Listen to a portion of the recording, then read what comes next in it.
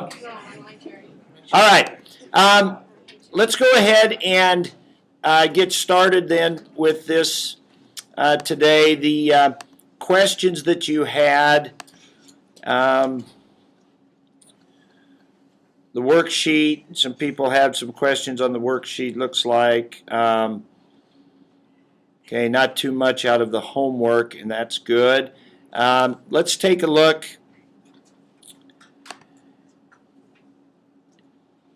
at the thing that I have up here on the board over there. Those were two of the things that we got yesterday. Stationary point is where the derivative is equal to 0. A critical point is where derivative is 0 or the derivative is undefined. So those are two very important terms. So from here on out, we'll just use those a lot.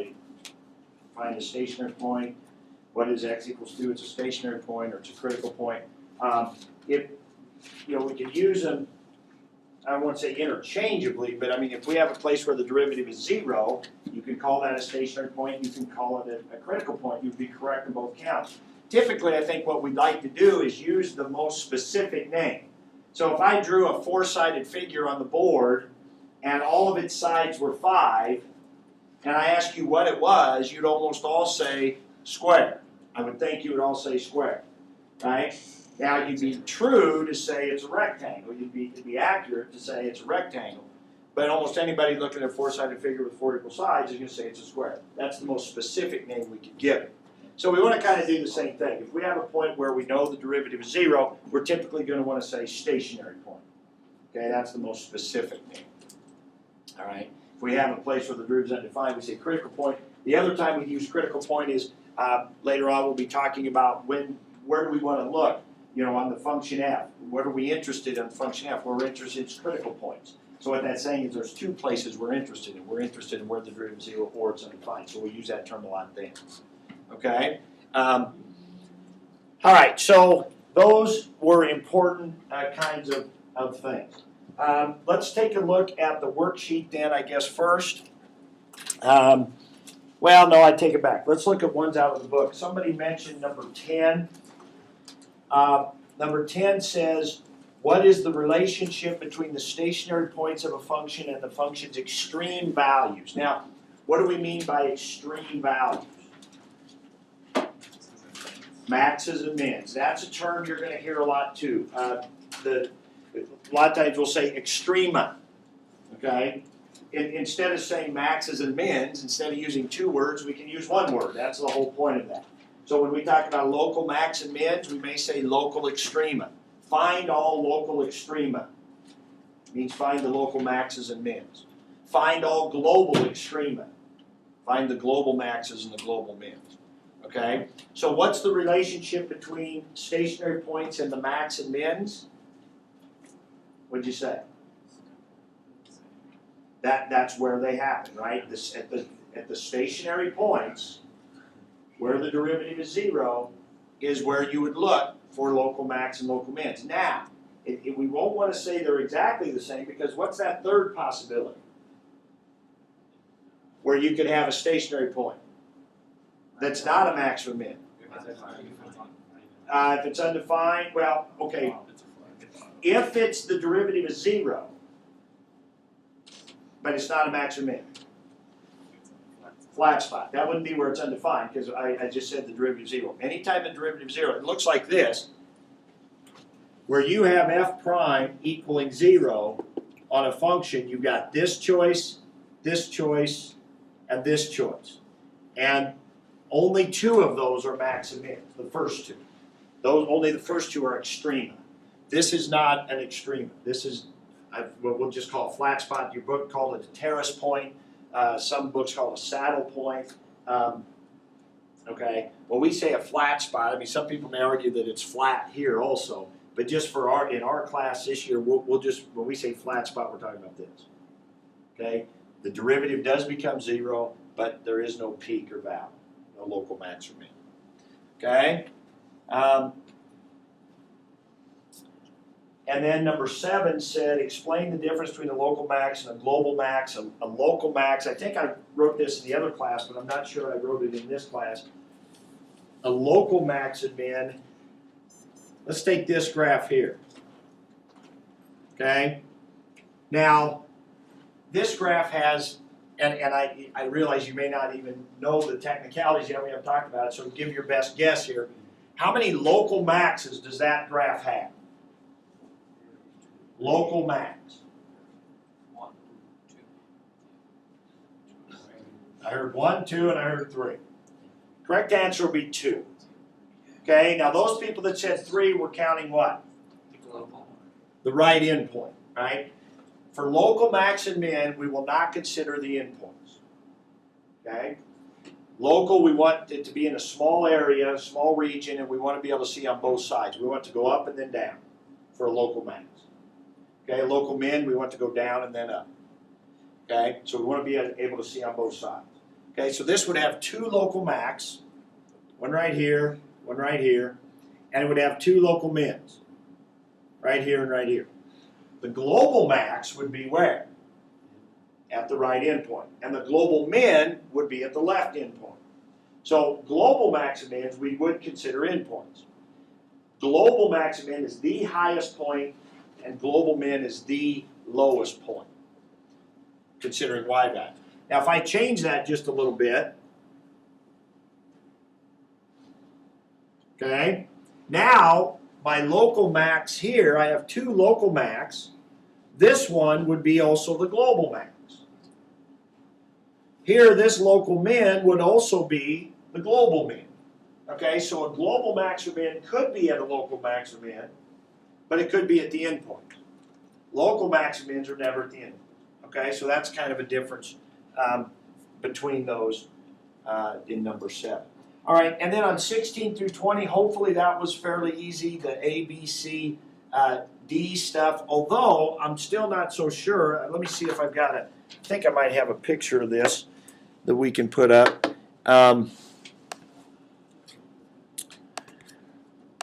This is worth talking about here. All right, on this slide right here,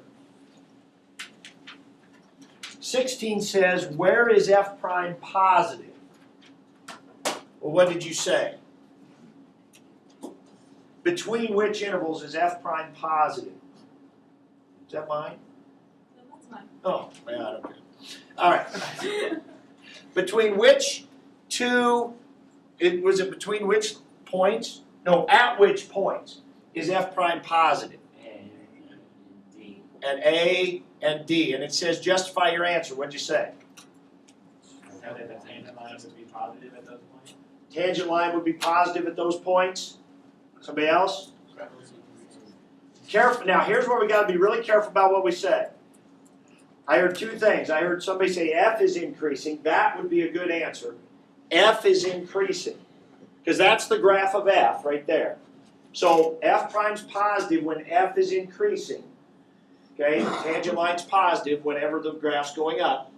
But I heard somebody say slopes are increasing, and that's where we got to really be careful. Because F prime increasing is different than F increasing. Right? If I say F prime's increasing, if I say the slopes are increasing, what's that mean?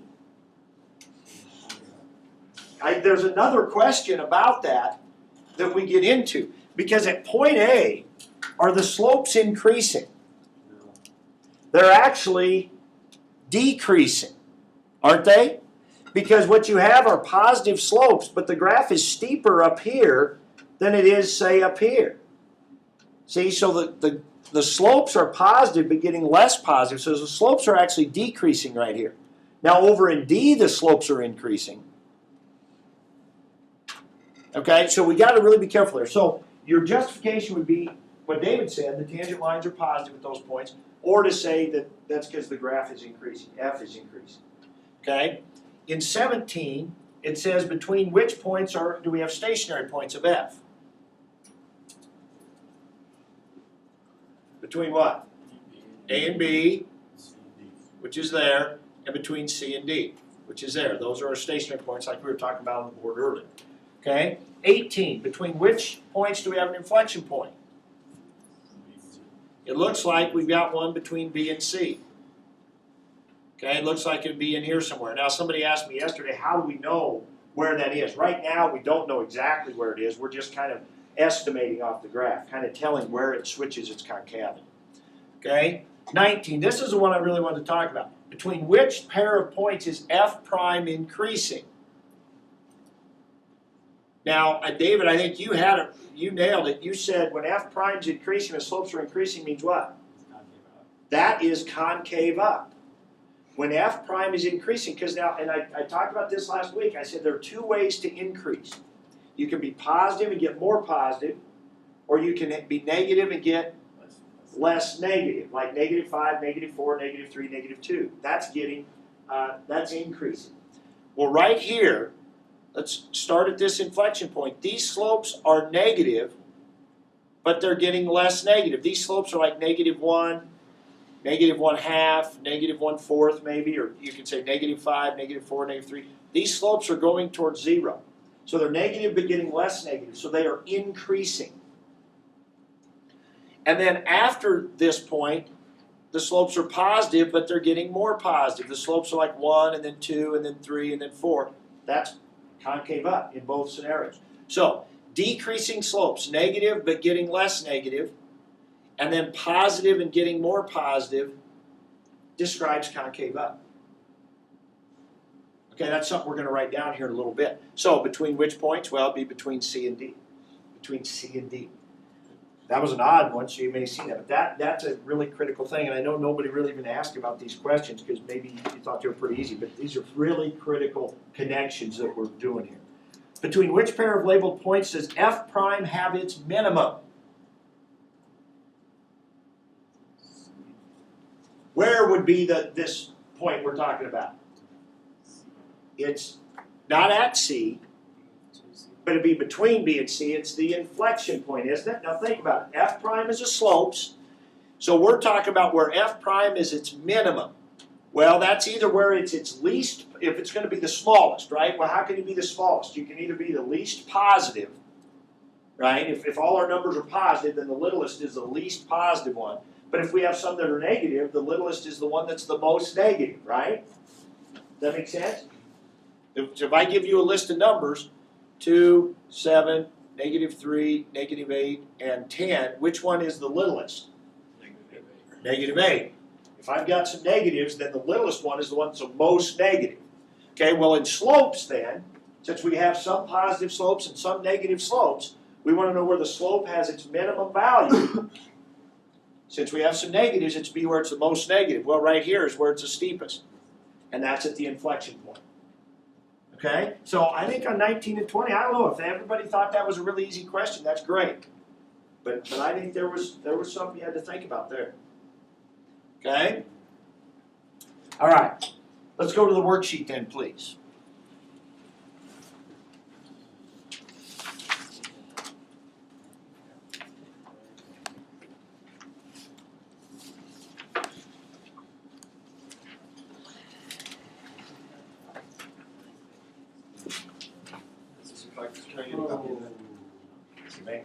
And then I have to send you that actual file too, so remind me later.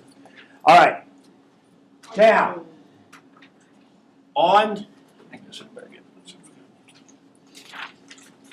the front side of the worksheet, and if we can go to the file, go ahead and open up that file that said first derivative test, please. Wait a minute. What if you've still got the other one open? This one, the derivative analysis. I want you to hang on to this, and it's not a bad one. You know, we're reviewing for the quiz or whatever we're doing. It's not a bad little file to go through and just to remind yourself, you know, okay, slope's positive because it's going up. Now it's going down, slope's negative. Slope's positive, so I mean, it seems like a pretty simple idea, but sometimes people just get a little better idea when they can actually mess with it themselves and at their own pace or whatever. Here's just a little thing that says, okay, here's the slopes are negative. Okay, click it again. There's where the slopes are positive because the graph is increasing. Okay, just simple little stuff here. All right, now we're looking at concavity. Some people have been asking me about concave up, concave down. They just haven't quite got that. This is concave down all the way until that inflection point right in there. Then it switches to concave up till right in here somewhere.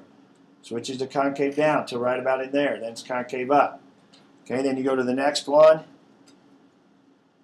And there you go. That's concave down. That's concave up. All right? So it's just kind of, and that's it. I mean, that's the whole thing. So not a lot going on with that one, but just something that might be helpful to you. Okay, this was your one from yesterday. And on this one here, as I drag this, now we can look at the x value and we can look at the slope here. Now, what are the slopes right here? And several of you said that you were confused along the worksheet. What are the slopes right here? Negative. And they're getting less negative. See that? See that number? Negative 2.8, negative 1.8, and 1.6. Negative and getting less negative. Then they're 0. Then they switch to positive and getting more positive. So some of you were unsure on that chart where it asks for the sign change of f prime. F prime is a slope. So what we're saying right here is that we have a negative slope, and right here at the stationary point, the local minimum, we change from negative slopes to positive slopes. So when it asks for a sign change, you would just say negative to positive. Right? So we have a local min at this spot. Why is it a local min? Isn't that the first question? First question on the table. Critical point. And why is it a critical point? Well, where was that critical point? Right there at 3, right? Now, one of the things I said yesterday is we'll ask where is the local minimum? Well, it's at x equals 3. That's how we'd answer that. I don't care about that y value there. Notice I didn't even put, it's not even in the document. I don't care what the minimum value is right now. I just care where it is. It's at x equals 3. Okay? And then it says, why is it a critical point? What'd you put?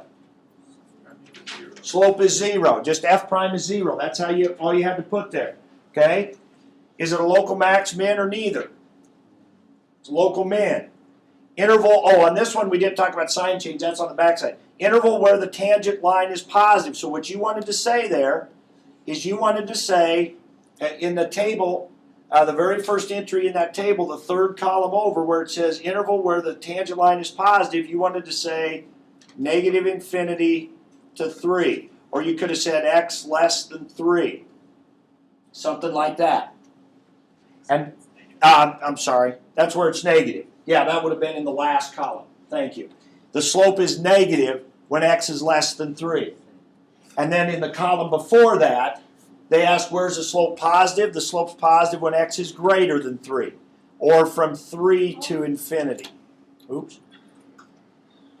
From 3 to infinity. Okay? So we had negative slopes switch to positive slopes. You would not include either of them. Okay? Because is the slope positive at 3? Is the slope negative at 3? It's not either one. So we would not include the 3 at all. Matter of fact, on this next quiz we take, you'll be writing a lot of these intervals because there will be a lot of questions about where's the slope increasing, where's the f increasing, where's the slope positive, where's it concave up, right? You're going to be writing a lot of interval notation. You don't have to include the endpoints on any of those, okay? On any of those intervals where we talked about. Just like on that thing we had up a minute ago, where in the interval we said between A and B, between B and C. We weren't including those intervals at all. Okay, so the next one. We've got a critical point. Now what's the derivative right there?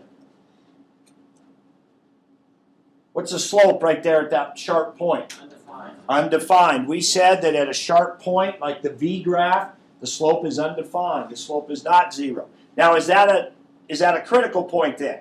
Yeah. Yes. Why? Because the slope is undefined. A critical point, we got it on the board over there, is either where the derivative is 0 or the derivative is undefined. Those are your only 2 reasons you can give for those.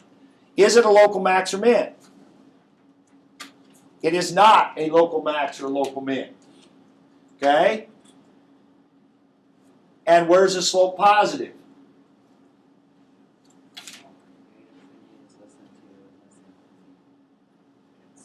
Isn't it the whole time?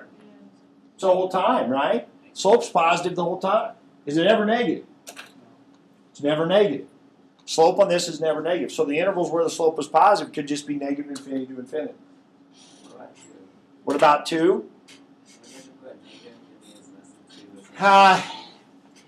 There we want to, depends on the wording of the question. And you're exactly right, I'm wrong. It's not negative infinity to infinity. The question was, where is f, this graph, increasing? We would say negative infinity to infinity.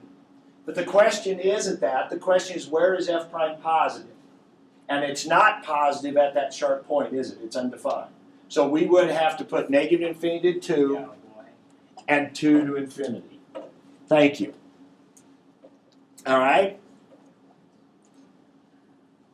Don't get cocky, though. All right. Now, so the next one just brings in a flat spot.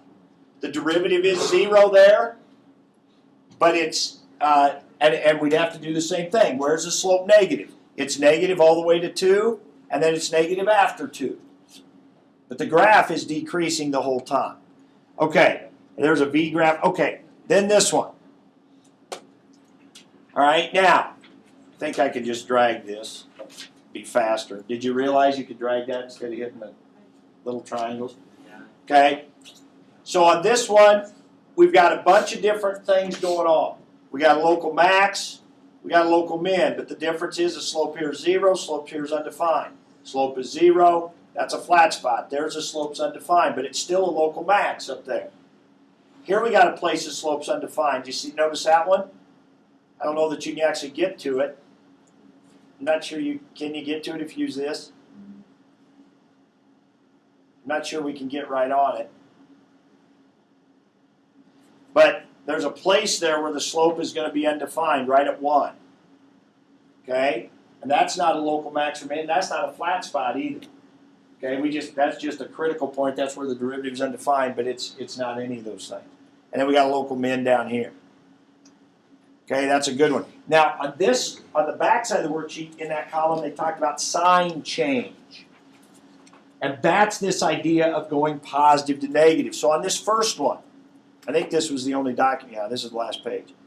If you go back to -8 right here, what we want to see on this one is that the slope is positive before -8, and the slope is negative after -8.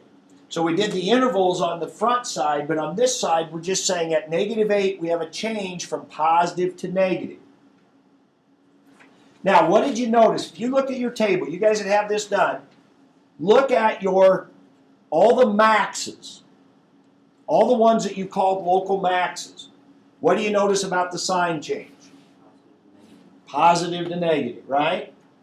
Anytime f prime changes from positive to negative, f's got to have a local max, because that means the graph is going from increasing to decreasing. And anytime you go from increasing to decreasing, you've hit a peak. And vice versa with the mins, right? When you go from negative to positive, you've got to have a minimum, your slopes, because the graph would go from decreasing to increasing. And then anytime it was neither, anytime you didn't have a sign change, you had a flat spot or you had something else going on. Okay? Right in here, you'd have a flat spot. Positive slopes, 0, and then they stay positive. So there's no sign change, positive to positive. Here you got negative slopes, and then at 1 there's an undefined, and then they stay negative. So you got nothing. You got no max or min. This worksheet was called the first derivative test worksheet. The first derivative test. What it's a test for, it's a test for max and mins. Okay?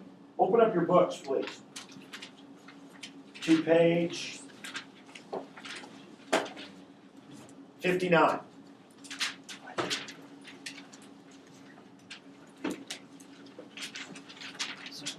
Yes.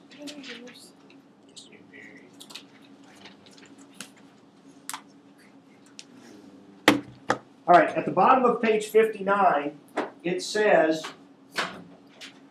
the first derivative test. At the bottom down there, it says, suppose that f prime is 0. So it's saying, suppose we have a stationary point. Now, we're throwing out where f prime is undefined right now. Okay, we're not going to worry about that situation. We're going to only deal with nice functions where the derivative is 0. So we're at a point where the derivative is 0. Okay, we're at a stationary point. Now, I had drawn up earlier 3 different possibilities. Local max, local min, or flat spot. Okay? So suppose the derivative is 0. If f prime is less than 0, which means negative, if f prime is 0 for x less than x sub 0, the stationary point. So in other words, that's a fancy math way of saying if it's negative to the left, and f prime is greater than 0 for x greater than x sub 0, so that's a fancy way of saying f prime's positive to the right. Okay? So if the slopes are negative on the left and positive on the right, then what do you got? You got a local minimum. Negative on the left means going down, positive on the right means going up, local minimum. And then vice versa, if f prime is positive on the right, on the left, if it's positive on the left, f prime, and f prime's negative on the right, then you've switched from positive to negative, you gotta have a local minimum. That's called the first derivative test for max and min. Okay? Seems pretty simple. And you guys did it by going through that worksheet yesterday. All right. Last thing, and then we're going to do a little matching activity here. I want you to write in your notes. We're going to list the connections we've learned so far between f and f prime. Okay?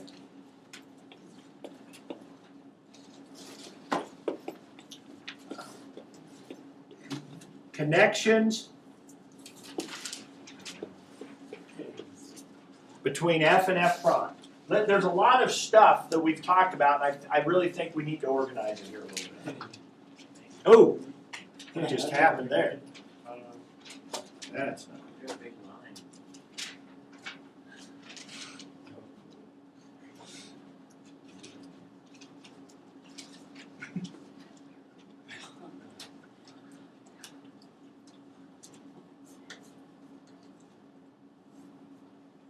Got it. All right. Jeez. Was that word? Connect. That's a good question. Just rewrite it all. Yeah, just rewrite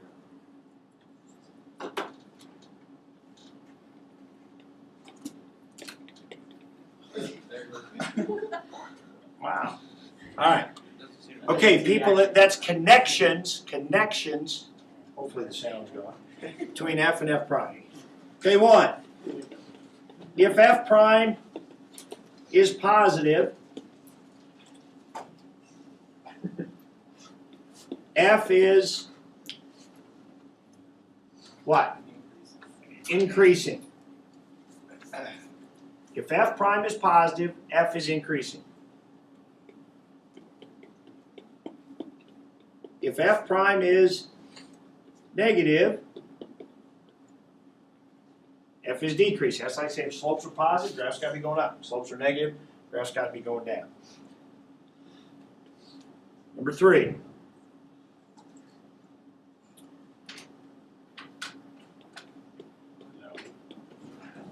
If f prime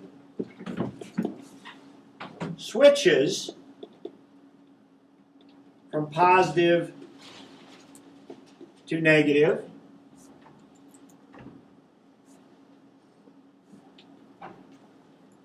at x sub 0, right? That just means some x value. If f prime switches from positive to negative at some x value, now the only way to switch from positive to negative is to go through 0 or to be undefined, but that's a sharp point. We won't worry about that right now. But if f prime switches from positive to negative at x sub 0, x sub 0 is a what? No, that's what we just got into talking about. I mean, yeah, that'd be true, but that's not what I'm saying. Local max. If f prime is positive, slopes are positive, then they go to negative, then that point where they switched is a local max. That's the first derivative test. And number 4 is the other part of the first derivative test. If f prime switches from negative to positive at x sub 0, x sub 0 is a local min. Okay? We don't have to worry about flat spot. I mean, flat spot would be where the derivative is 0 and there's no switch, okay? But we wouldn't necessarily have to write that down. Okay, number 5. If f prime is increasing, now this is the one we were talking about earlier. If the slopes are increasing, what's that mean? About f. Increasing means the slopes are either getting negative and less negative, or positive and more positive. What's that mean f is? Concave up. If f prime is increasing, then f is concave up. Number 6. If f prime is decreasing, f is concave down. Because there's 2 ways to decrease. You can have positive slopes that are getting less positive, and you can have negative slopes getting more negative. That's a decrease. Okay? 7. If f prime switches from increasing to decreasing, or vice versa,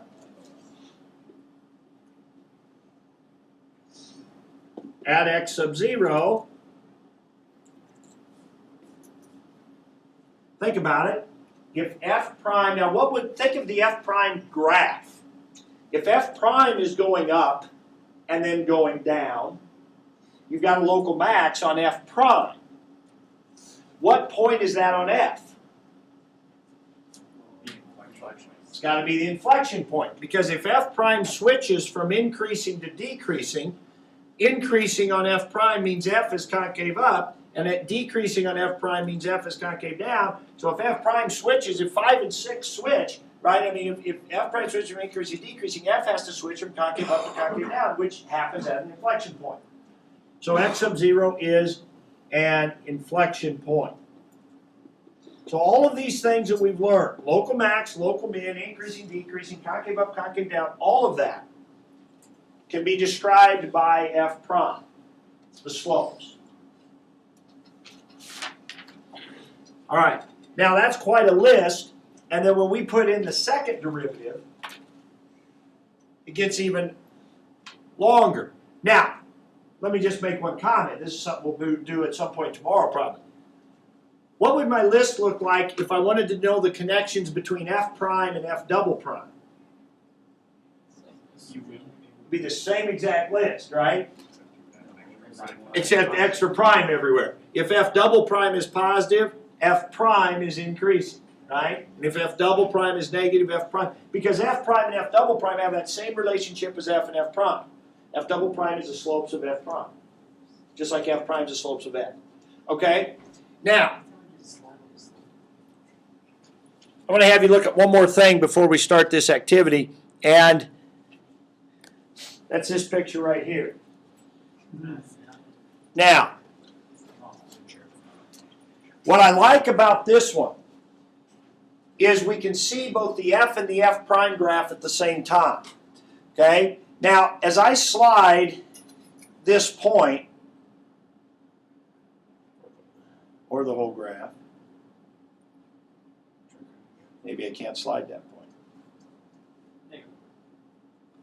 I should be able to just slide it. There we go.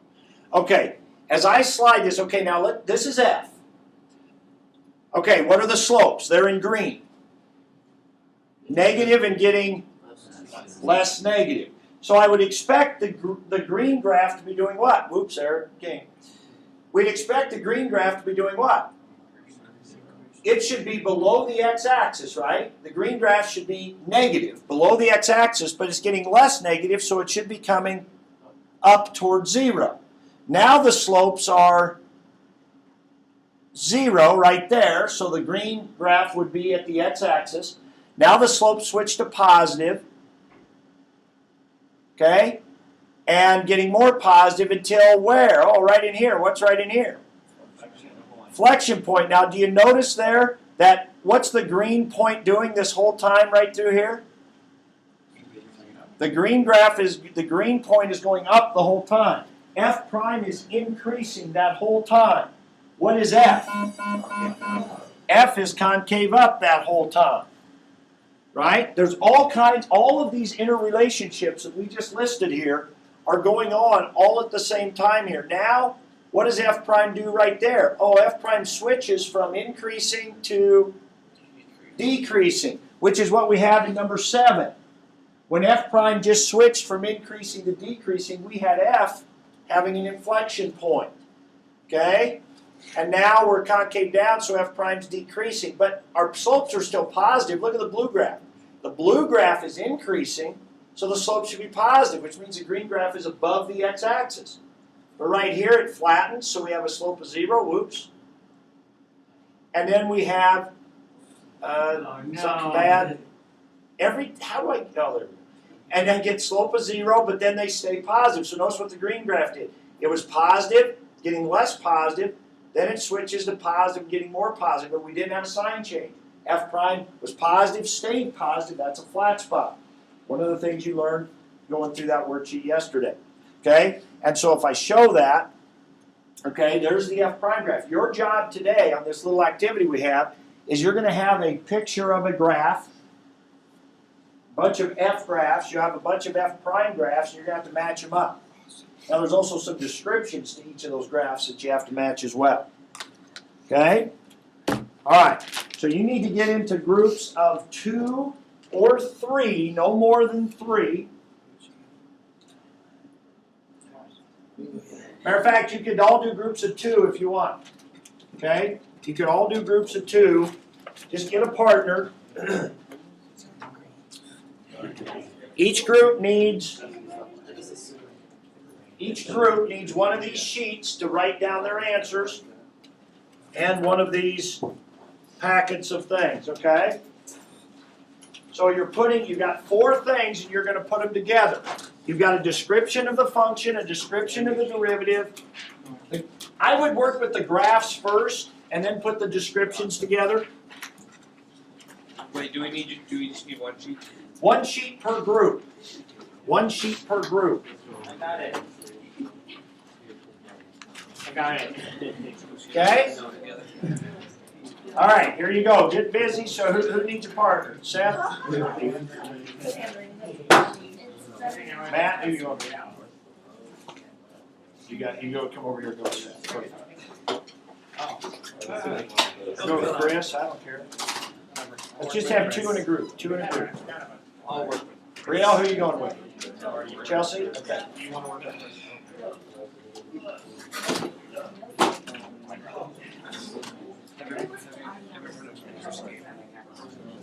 Ender's Game. So good? Never read it? No.